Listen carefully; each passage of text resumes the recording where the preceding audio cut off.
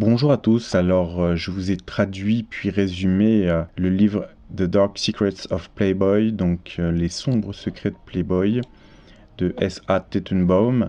Je pense que l'ouvrage date de 2017 par là, donc à ma connaissance il n'existe qu'en anglais et je pense qu'il peut beaucoup nous éclairer sur des choses qui sont voisines périphériques aux affaires Epstein ou P. Diddy ou même Nicholson, etc., qui avaient quand même leur villa pas loin du Playboy Mansion. Aussi sur l'histoire de Trump, hein, forcément. Il n'y a pas de fumée sans feu. Hein. Rien que pour l'émission The Apprentice, c'est lui qui avait demandé à ce que plusieurs émissions se passent dans le Playboy Mansion de Hugh Hefner, plus les liens qu'il a pu avoir avec Epstein, etc. À minima, c'est un milieu qu'il connaît, enfin qu'il a connu. Certains passages les plus choquants ou explicites, je vous donnerai quand même les anecdotes, mais dans un langage métaphorique ou analogique, pour passer sur YouTube. Le livre The Dark Secrets of Playboy de Asa Tettenbaum est dédié à son épouse Stella. L'auteur remercie A et E et les producteurs de la série documentaire Secrets of Playboy, notamment Alexandra Dean et Harlan Nelson Dippy, pour avoir permis de révéler l'histoire complète et complexe de Hugh Hefner. Il exprime sa gratitude à son éditrice Samantha Bennington de Round the Web Publishing. Un point central est l'hommage au mouvement MeToo qui a ouvert la voie pour que des générations de femmes partagent leur vérité sans honte, soulignant l'importance de donner une voix à ces expériences. Ouais, on n'oublie pas aussi les hommes, je vois pas pourquoi ça concernerait que les femmes. Il remercie également sa famille pour leur soutien constant. L'auteur révèle que ce manuscrit était rédigé il y a plus de 40 ans. Donc ça veut dire qu'il a écrit tout ça dans les années 70. À l'époque, son contenu était jugé trop choquant et risqué par les éditeurs, car les personnes impliquées étaient encore vivantes, entraînant des rejets par les services juridiques. La situation a changé après le décès de Hugh M. Hefner en septembre 2017, suscitant un nouvel intérêt médiatique pour son expérience au Playboy Mansion West, fin des années 70, début des années 80. C'est en décembre 2020, suite à un contact avec l'équipe de cinéastes de la série documentaire A&E sur l'Empire Playboy, diffusée en janvier 2022, que son récit a pu voir le jour. L'auteur insiste sur le rôle crucial de l'ère post-MeToo et de ces personnes courageuses dans la concrétisation de cette publication, offrant une plateforme pour des récits longtemps étouffés. Le prologue débute avec l'arrivée de l'auteur en Californie en 1974 et sa rencontre en 1976 avec Stella, une artiste rousse qui deviendra son épouse. Il dépeint leur vie de jeunes adultes, artistes et esprits libres, dans l'atmosphère post-60s du South Bay, une région côtière de Los Angeles. L'auteur, originaire de la côte Est et ancien militaire, a suivi une école de cuisine en Angleterre. Cette expérience, bien que non directement liée à sa future profession, s'est avérée fondamentale, le guidant vers l'une des expériences les plus incroyables de sa vie, le cœur de ce livre. Installé dans un atelier d'art mis à disposition par son beau-père, il fait la connaissance de voisins et découvre que Bobby travaille comme cuisinier au Playboy Mansion. La première partie, premier jour, narre le trajet de l'auteur vers le Playboy Mansion West à Holmby Hills, où il s'apprête à endosser le rôle de majordome de Hugh Hefner. Il décrit le trafic dense du lundi matin, son appréhension et sa curiosité envers Hefner, dont il voit la photo sur Rolling Stone magazine. Après s'être garé à Holmby Park, un oasis de tranquillité, il suit les instructions pour l'entrée du personnel au 600 Mapleton. Le chemin est jalonné de somptueuses demeures aux architectures variées, où les sons de la vie privée se mêlent aux signes d'une sécurité omniprésente, chiens de garde, caméras de surveillance. Devant les imposantes grilles métalliques du manoir, surmontées de fils électriques, il s'identifie à une caméra annonçant sa venue pour le poste de majordome. Après une brève rencontre avec une conductrice de Mustang, les grilles s'ouvrent. L'auteur franchit alors le seuil, pénétrant avec prudence dans le monde hermétique que Hugh Hefner s'était créé, plein d'anticipation et d'incertitude. Le narrateur, Stéphane, franchit le portail du Playboy Mansion. Il observe une Mercedes recouverte, appartenant à Hefner, symbole d'une époque révolue où le grand Playboy pouvait circuler sans crainte d'attentat. Un garde du corps imposant aux narines frémissantes l'intercepte et l'escorte vers un cottage. Sur le chemin, Un chien de berger bloque l'entrée. Le garde le met en garde avec une blague crue avant de révéler que le chien est inoffensif, contrairement aux anciens bergers allemands qui avaient mutilé un cuisinier, forçant Hefner à payer 100 000 $ en compensation. À l'intérieur du poste de garde, un autre agent surveille 8 écrans vidéo. Stéphane présente son permis. Sur les moniteurs, il voit une femme en Mustang s'exhiber seins nus, puis une blonde en bikini courir, ses gros seins ballottants. Le garde explique que la femme en Mustang est une habituée qui rôde autour du manoir, une proie nue qui attend. Stéphane rencontre John, le chef des majordomes. Il remplit une multitude de formulaires administratifs sous le regard des pin-up de Playboy épinglés au mur. John le met en garde sur la jalousie de Hefner concernant ses filles et la surveillance constante, soulignant qu'il y a toujours quelqu'un qui regarde. Le manuel du majordome insiste sur l'invisibilité et l'obéissance, servir sans être vu ni poser de questions, transformant le majordome en l'ombre. Une employée ivre, Caroline, passe dans le bureau. Stéphane découvre le service social, entre guillemets, où 2 femmes gèrent les listes d'invités pour les projections et les fêtes de Hefner, ainsi qu'une liste noire de personnes ayant déplu à Hefner. F peut se fâcher, entre guillemets. Le déjeuner est servi dans une grande salle où tout le personnel, jardiniers, gardiens de zoo, etc., se côtoie, bénéficiant de la générosité de Hefner. Stéphane déjeune avec les jardiniers, amusé par les allées et venues des filles en maillot de bain. John emmène Stéphane dans le grenier pour se changer. Il enfile son uniforme de majordome, l'ombre, noir et blanc. Il croise d'autres majordomes aux yeux injectés de sang et sentant la marijuana qui se prépare hâtivement pour l'arrivée imminente de Hefner. John conduit Stéphane sur le toit d'une tourelle, offrant une vue imprenable sur le domaine animé, invité aux cours de tennis, piscine, grotte, zoo, volière. Ils observent une femme rousse et un homme bronzé quitter le manoir avec urgence. John explique que le toit est un refuge pour le personnel. La visite se poursuit vers la Bunny Hutch, également appelée Guest House, où résident les nouvelles filles et certaines des anciennes. John précise que Stéphane devra servir ses invités spécialement, répondant à tout ce qu'un invité veut, quand il le veut, mais pas tous leurs besoins. Le cottage est meublé dans un style américain ancien, ce qui surprend Stéphane quant au patriotisme de Hefner. La suite du récit débute ensuite par la description d'une dépendance de la propriété, semblant plus agréable qu'un motel, mais dont une chambre s'avère un désordre de vêtements, de restes de repas et d'objets de luxe contrefaits, dégageant une odeur de parfum bon marché. La visite se poursuit au cours de tennis où 2 jeunes femmes, aux tenues révélatrices, jouent, tandis que John, le majordome, inspecte méticuleusement le bar, notant les besoins de Hefner en Pepsi, pipe et tabac, et arrangeant ses allumettes avec une précision quasi rituelle.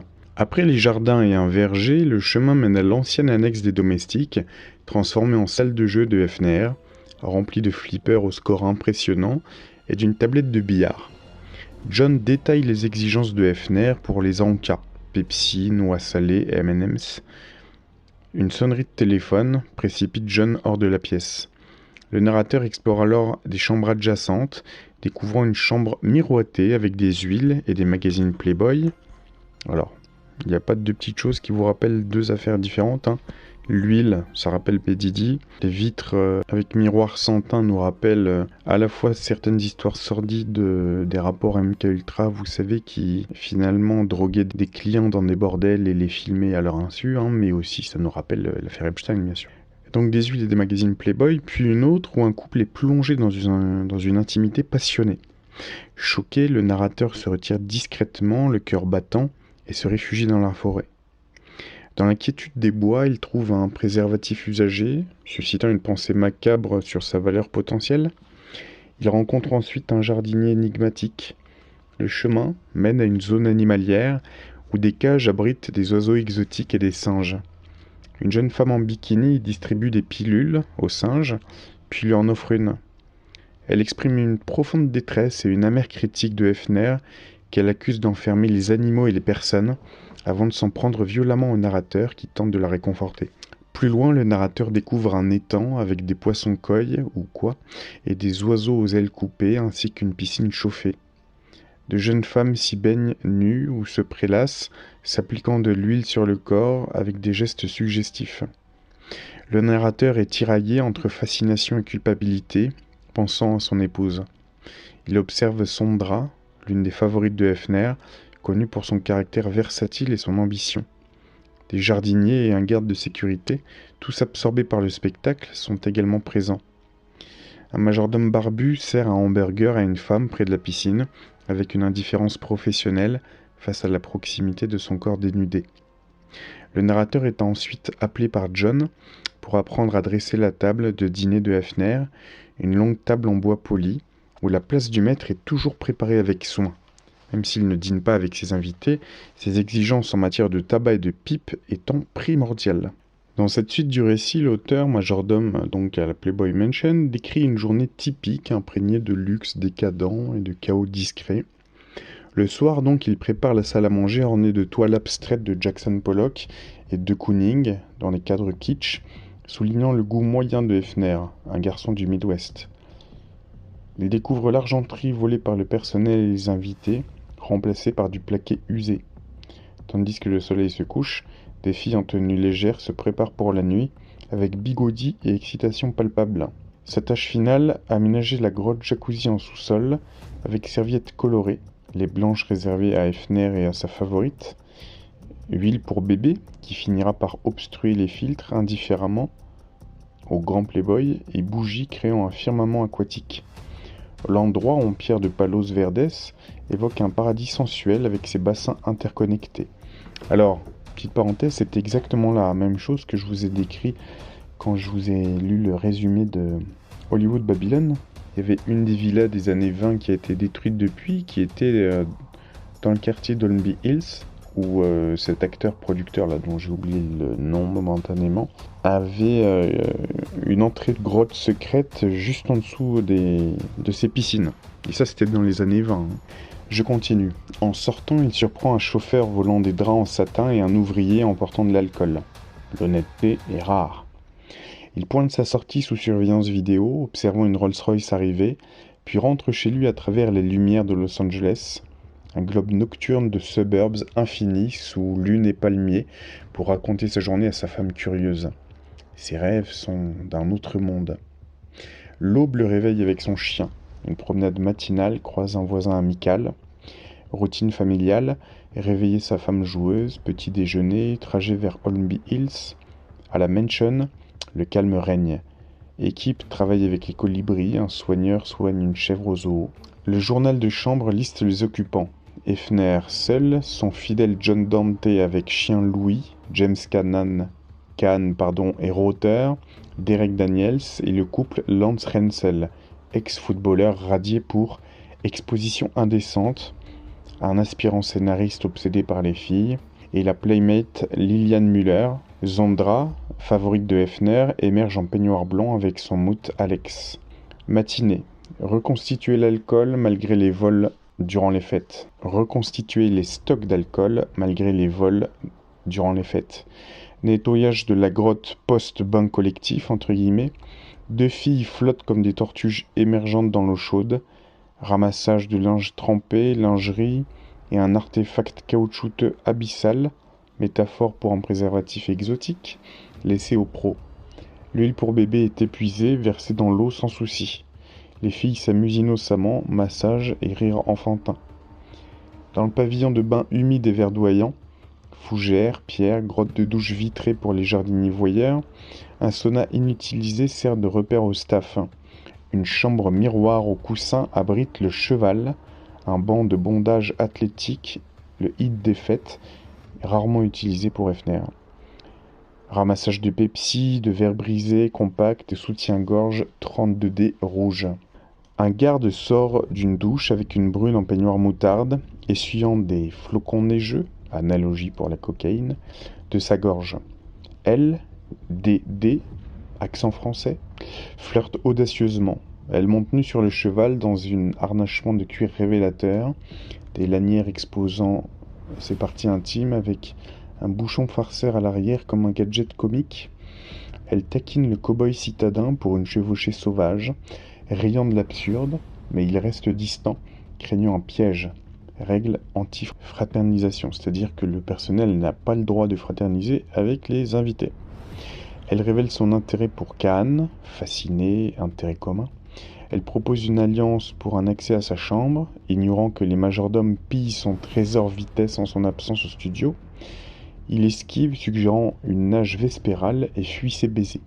Appel de la sécurité, Jim Brown et Bill Cosby arrivent. Peter Lawford, un vieil acteur ravagé, cheveux gris, démarche titubante, haleine fétide, yeux rougis, commande un brandy lacté sucré, quotidien, un fantôme hollywoodien inoffensif qui s'enivre et qui repart mystiquement. Dans la salle à manger, Cosby, Renzel, Brown avec des playmates Monique et Christine. Zondra fait irruption, les yeux gonflés de larmes, exige du lait, aspirine, servi en abondance, lit un message rose obsessivement. Son peignoir est ouvert sur un corps divin tendu, les poings serrés comme une déesse enfant piégée. Elle commande du bacon avec des œufs, elle attend. Hefner entre, pimpant en pyjama mauve et satin noir. Le récit capture l'effervescence décadente, vol, drogue, nudité ludique, hiérarchie du harem, célébrité usée dans un cocon de luxe artificiel où règles et tentations se heurtent. Hefner, monogrammé HMH sur son pyjama mauve et pantoufles velours, émerge pimpant pour son Pepsi vintage spécial, testant le majordome en lui tendant une bouteille à ouvrir. Service pro, bouchon sauté, bord essuyé, napkin enroulé. Hefner sourit, avale goulûment, se réveille pour l'entrée triomphale dans la salle à manger animée, le seigneur des rêves gratuits. Le narrateur change les bougies cire d'abeille dans la grande salle, emportant les usagers chez lui. L'escalier courbé mène aux chambres, statue ridicule de singe prospecteur qui flanque les marches. En haut, une table avec sculpture bronze de fesses féminines, canal secret pour des notes entre Hefner et son assistante Marie O'Connor. Accès interdit, sinon renvoi. Une beauté élancée, une reine cheval de course, l'interroge sur un Matisse. Trou de cigarette fait par John Lennon. Le majordome pointe un spot probable, encadré kitsch avec lampe. Elle caresse l'endroit magique, entre guillemets, rit, invite à discuter dans le salon, puis dans la bibliothèque boisée. Là, il y a un torse en résine grandeur nature de Barbie Benton, avec des seins proéminents dominants, réalisé par Frank Gallo. Question sur l'amour passé de Hefner pour elle, qui est irremplaçable. Photo de Hefner et Zondra au fait, mentant sur son admiration, il offre un Pepsi glacé cristal et esquive des questions sur Hefner. Est-ce qu'il a besoin de soleil, de sortie, accro au soda? La jeune femme, originaire d'Akron, en Ohio, la capitale mondiale des pneus automobiles, se présente comme une actrice aspirante. Elle explique que Hefner lui promet des rôles après un shooting pour le magazine, mais elle sait que ce sont les faveurs intimes offertes aux puissants qui ouvrent vraiment les portes d'Hollywood. Petite parenthèse, comme c'est un peu dit dans le film Starry Eyes, dont je vous parle depuis une dizaine d'années. Donc une métaphore pour les actes de soumission orale comme clé de carrière. Durcie par des promesses brisées, elle cible désormais l'argent que Hefner paye généreusement. Elle ajoute qu'elle pratique son art d'actrice, entre guillemets, dans la chambre de Hefner pour grimper l'échelle sociale, une analogie pour les simulations sensuelles qui permettent de s'élever dans la hiérarchie. Elle mâche son chewing-gum avec une vigueur bovine, tandis qu'un garde de sécurité essuie ses yeux irrités par le smog à l'extérieur. Provocante, elle demande si le majordome apprécie toutes ces beautés exhibant leurs atouts. Elle remonte sa jupe pour ajuster sa jarretière, vantant ses jambes à $1 million, qu'elle compte bien monétiser. Elle s'interroge si elle correspond au type de Hefner, et celui-ci entre alors dans la bibliothèque, enlève sa robe de satin, étreint la jeune femme et l'emmène vers sa chambre pour tester ses talents d'actrice, entre guillemets. Le majordome termine le nettoyage de la bibliothèque, examinant les livres de la défunte Playboy Press sur une vie de millionnaire vide, cocktails sophistiqués, décorations ostentatoires, voitures classiques et l'histoire d'Hollywood. Ken, un majordome grand et séduisant, lui montre le tiroir du bureau contenant des répliques métalliques sacrées du Monopoly représentant Hefner, Dante et Shel Silverstein. L'ensemble est incomplet, des pièces volées pour des raisons sentimentales entre guillemets par les amis de Hefner. Ken serre la figurine de Hefner comme dans un rituel vaudou moderne, ses jointures blanchissant et ses yeux prenant un éclat vicieux, jusqu'à ce qu'un appel téléphonique rompe le sortilège en confirmant que Hefner sera occupé avec la jeune femme pendant quelques heures. Ken révèle un passage secret menant à la cave à vin humide, remplie de racks de bouteilles poussiéreuses du sol au plafond. Il vole un château Rothschild, utilise un tire-bouchon pour le déboucher, renifle le bouchon en évoquant le sol français fertile et sort une serviette cachant 2 verres ainsi qu'une bougie pour créer leur café privé. Il sirote le nectar au goût de framboise et de bois, trinque à Hefner qu'il ne manque jamais d'argent ni de filles jeunes pour s'occuper. Ken avertit que Mary O'Connor vient d'être réprimandée pour des épingles ayant piqué le membre sensible de Hefner, une analogie pour un incident intime cuisant, et que sa colère cascadera sur tout le staff des majordomes. Il remonte discrètement, Ken glisse comme une anguille par l'entrée principale, tandis que le narrateur traverse le salon nonchalamment. La maison est calme, les invités profitant de la piscine ou des chambres sensuelles, entre guillemets. Le valet Michael, surchargé de cocaïne et qui a des tremblements, de la sueur et des reniflements porcins, demande de l'aide pour porter le linge du pressing. Ils entrent dans la chambre faiblement éclairée de Hefner, imprégnée d'odeurs de sexe, de corps, de parfums et de pipes. Ils accrochent des costumes criards, rappelant ceux des forains, 60 paires de pyjamas aux couleurs de l'arc-en-ciel, dominant blanc et or, des pantoufles mêlées à des talons hauts féminins. Une traînée de lingerie évoque une version porno du conte de Hansel et Gretel. Dans le bureau adjacent, au bureau fermé pour fuir la lumière naturelle, des papiers et de la lingerie jonchent le sol, avec des bouteilles de Pepsi à moitié vides et du Pepto-Bismol suggérant des cocktails bizarres. Une lettre vulgaire d'une mère soumet une photo soft porn innocente entre guillemets de sa fille à la silhouette merveilleuse pour le magazine. Donc petite parenthèse, on voit qu'il y en a, il y en avait des mères qui vendaient leurs filles innocentes entre guillemets à des mecs qui avaient des magazines comme Hefner. Ça rappelle un petit peu, enfin c'est l'impression que j'ai eue avec le magazine Lui, vous savez, dont on avait parlé pour, comment elle s'appelle, Lafont, Catherine Lafont et ses filles, et sa fille Pauline Lafont. Je continue. Michael se pique la main en ôtant les épingles, laissant des vengeances stratégiques. Son addiction est tolérée malgré sa notoriété. Il se venge en déplaçant des objets, déclenchant les rages de Hefner que le staff subit pleinement. Alors ça me rappelle, c'était dans un documentaire sur Epstein, petite parenthèse, il y avait un ancien majordome qui disait qu'il détestait qu'on déplace les objets, il fallait que tout soit toujours à la même place. C'est marrant. Je continue. La maison bouillonne de haine envers Hefner qui reste aveugle, absorbé par ses conquêtes sensuelles. Le majordome retire les plats rancis, des filets mignons et des fruits gaspillés, habitude de Zondra de commander en excès, ce qui irrite les cuisiniers et divise le personnel.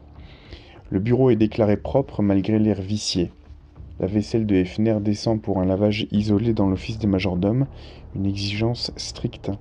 Le récit révèle une décadence profonde. Égouts monogrammés partout, donc les premières lettres du nom de Hefner qui sont partout, des secrets glissés dans les sculptures suggestives, des flirts crus, des vols de vin et de figurines, des addictions du staff, cocaïne, tout ça, gaspillage et un harem hiérarchique confiné dans une bulle close. Le journal de la maison enregistre scrupuleusement les repas de Hefner. Qui prépare quoi, qui sert et quand. Comme Epstein, petite parenthèse. Il utilise de la porcelaine blanche, des couverts danois modernes et en cristal Boda lourd, servi au lit sur des plateaux pliants exclusifs.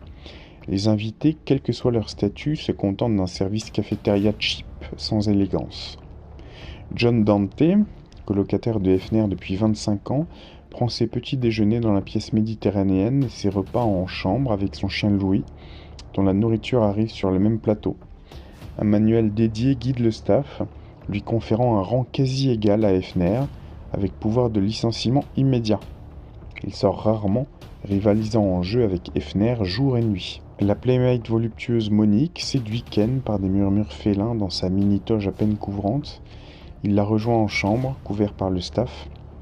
Un appel menaçant pour Janice, « Je te brise le cou », marque la première d'une série de menaces mortelles par téléphone, courrier ou objet lancé, de pères furieux, jaloux ou fanatiques anti-porno. Hefner craint à juste titre, la menace est réelle en dehors des murs. Mary O'Connor exige quotidiennement des cigarettes et 4 cartouches qu'elle emporte impunément dans sa voiture cheap. Le staff dîne en queue à la cuisine arrière, finissant souvent leur reste. Dans la grande salle, le majordome allume le candélabre tandis que des cris résonnent à l'étage. Zondra descend une valise de Hefner, son chien à ses côtés, tête penchée comme une orpheline martyre.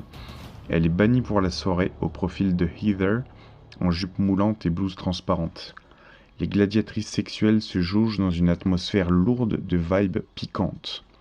Heather monte conquérante comme un pan en chaleur, son drap en larmes refuse l'aide, glisse la valise sur le sol, ciré, la jette dans sa Mustang, qui était un cadeau de Hefner, tamponne ses yeux et part. Hefner accueille Heather d'une étreinte chaleureuse. Il leur donne un bain et du champagne glacé, déjà anticipé par les majordomes. Le nettoyage du placard d'entrée révèle des balles de tennis, des vêtements perdus et des boîtes d'accessoires intimes, comme des godemichés simplement remués. Heather et Hefner, en peignoir blanc assorti, se dirigent vers la grotte. Les gardes activent leur talkie-walkie. Dans la chambre de Hefner, les draps satin huileux de la visite de Zondra sont changés. Un majordome pince de l'herbe d'une boîte en bois, s'émerveillant de l'endurance de Hefner. Du pepsifré est ajouté. Un autre emprunte un rail de poudre. Un troisième fouille les papiers, glisse des objets dans son gilet.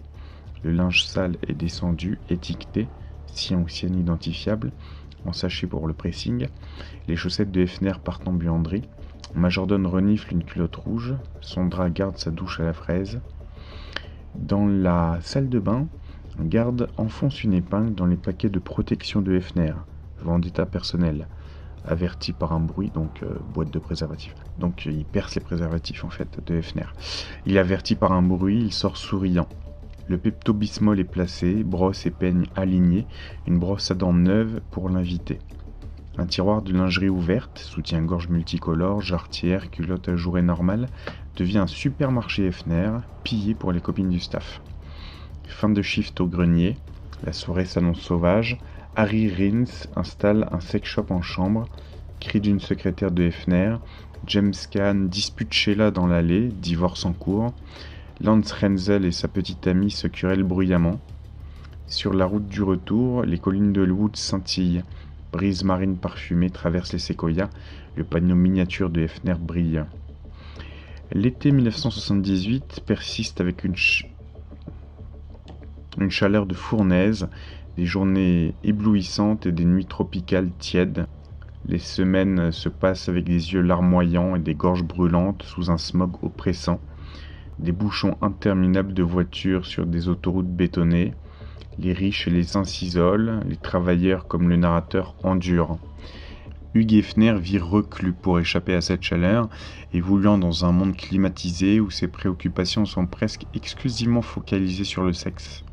Son emploi du temps matinal est réglé comme du papier à musique, détaillant scrupuleusement ses rendez-vous sociaux et professionnels, les lieux de rencontre ainsi que les tenues exigées. Passionné de télévision, il sélectionne ses programmes dans le guide pendant que son assistant, Barney, s'occupe d'enregistrer les actualités et le sport. Le dispositif technique est impressionnant, des caméras surplombent le lit de Hefner tandis que des écrans sont installés à ses pieds, le tout relié à une immense bibliothèque d'enregistrement vidéo où ses rencontres intimes sont soigneusement indexées. Tiens, ça vous rappelle rien ça ? Sous une pression technique constante, Hefner passe ses étés enfermé dans sa chambre, qui devient le véritable centre névralgique du domaine. Chaque jour, la villa voit défiler une foule hétéroclite composée de baigneurs, de joueurs de tennis, de rêveurs, mais aussi d'escrocs et de pique-assiettes, attirés par la gratuité du luxe. L'attraction principale demeure toutefois les femmes, playmates, anciennes bunnies ou nouvelles recrues. Curieuses de confronter les légendes à la réalité, elles viennent pour la journée afin de profiter des repas et des boissons, espérant être présentées à Hefner ou espérant nouer des liens avec un invité influent. Pour elles, le choix est simple, se contenter d'une aventure d'un soir ou tenter de gravir l'échelle de la sensualité pour atteindre le lit de Hefner, considéré comme le pot d'or au bout de l'arc-en-ciel. Ça vous rappelle ce terme, ça vous rappelle peut-être un extrait de Eyes Wide Shut de Kubrick, hein ? On va aller tout au bout de l'arc-en-ciel. Hefner mène l'essentiel de son existence depuis son lit, qu'il s'agisse de dormir, de manger, d'aimer, de rêver ou de travailler. L'après-midi, il se déplace parfois vers la bibliothèque ou la salle à manger pour des conférences, car c'est le monde qui vient à lui, et non pas l'inverse. Sa vie est entièrement orchestrée par Mary O'Connor, qui gère ses rendez-vous et organise ses rencontres charnelles. Petite parenthèse, c'est comme la secrétaire principale là, de Epstein, qu'il a été pendant 20 à 25 ans, et qui n'a absolument pas été inquiétée sur un plan juridique et légal, alors que potentiellement elle savait tout. Hein. Fin de la parenthèse. Elle supervise donc la hiérarchie du harem, allant des novices prêtes pour l'initiation aux habitués des orgies. Les concubines principales bénéficient de privilèges tels que des appartements et des voitures, mais elles doivent rester disponibles 24 heures sur 24. Dans ce système, Marie agit véritablement comme une maquerelle. Bien que ces femmes mènent parfois des vies privées avec des amants ou des protecteurs financiers, Hefner, rongé par la suspicion, emploie des détectives privés pour les surveiller et les traquer toute infidélité. Ce climat de méfiance engendre un mépris mutuel et les liaisons interdites avec les gardes ou les majordomes sont courantes. Les femmes qui participent avec succès aux activités de groupe sont récompensées par des postes au sein de l'empire Playboy ou par des cadeaux luxueux tels que des bijoux, des diamants marqués Baby, des fourrures ou des voitures de sport. Au bas de l'échelle, Hefner sélectionne des jeunes femmes malléables pour les refaçonner selon sa vision de la beauté ultime, transformant des inconnus en stars pour le profit du magazine. Chaque matin, le personnel du magazine se réunit dans la salle à manger autour du café et de pâtisserie maison pour discuter de la concurrence, notamment de Penthouse et Hustler, qui menacent leur vente. Les cadres représentent les intérêts de Hefner pendant que celui-ci dort encore. Sur le buffet, une boîte lumineuse présente les diapositives de Candy, une candidate aux formes généreuses pressentie pour devenir Playmate de l'année. Pendant que les invités profitent de la piscine, Hefner n'émerge de sa chambre qu'à 13h. Il apparaît alors échevelé et marqué par une nuit difficile, suite à une récente opération de chirurgie esthétique, affichant un teint pâle et des cheveux grisonnants nécessitant l'intervention de son barbier. À l'arrivée de Candy, il s'isole avec elle dans la bibliothèque sous la surveillance de ses gardes. C'est à ce moment qu'une urgence survient. Mary O'Connor annonce que le chien de Sondra a souillé la chambre du maître, obligeant l'équipe d'entretien à intervenir immédiatement sous la supervision du narrateur, donc le majordome. Mary O'Connor ordonne au majordome de monter une boîte de bâtons de réglisse rouge dans la chambre de Hefner, puis remonte à son bureau en exhalant de la fumée. La chambre, fraîchement nettoyée par l'équipe d'entretien, ressemble à une zone de catastrophe. Piles instables de papier, magazines, disques, boîtes de cassettes, diapositives, jusqu'à 1,50 m de haut, bouteilles de Pepsi et barres de chocolat qui jonchent le sol. Le majordome place la réglisse près du lit, supposant que Hefner la consomme comme tant d'autres plaisirs. Les caméras vidéo clignotent en rouge. Il ramasse des diapositives nues de Sondra, plus explicites que celles du magazine, issues de la collection privée de Hefner. La tête de lit ouverte révèle une panoplie de jouets intimes, dildos variés, boules, baignoires, anneaux phalliques, vibromasseurs sophistiqués, fouets en cuir, menottes et soutiens scrotum. Une boîte en bois contient de la marijuana colombienne, un flacon de poudre blanche et des papiers à rouler. Sentant un regard, il salue les caméras, peut-être surveillé par Barney. John arrive avec une caisse de Pepsi, stocke les bouteilles froides à l'avant du réfrigérateur et explique que Hefner aime la réglisse glacée pour son craquement, consommant jusqu'à 70 sodas par jour en été. Le chien d'Alex de Sondra renifle. Le compartiment à beurre cache des poppers à l'amylnitrate, intouchables sous peine de renvoi immédiat. Au fil de l'année, le majordome renouvellera ses stocks des centaines de fois. Les médicaments de Hefner dans la salle de bain ou l'office sont pillés par le personnel. Écoutez, je vous propose d'en finir ici avec la première partie de ma lecture du résumé des sombres secrets de Playboy. Je vous dis à bientôt si ça vous plaît pour une deuxième et troisième partie.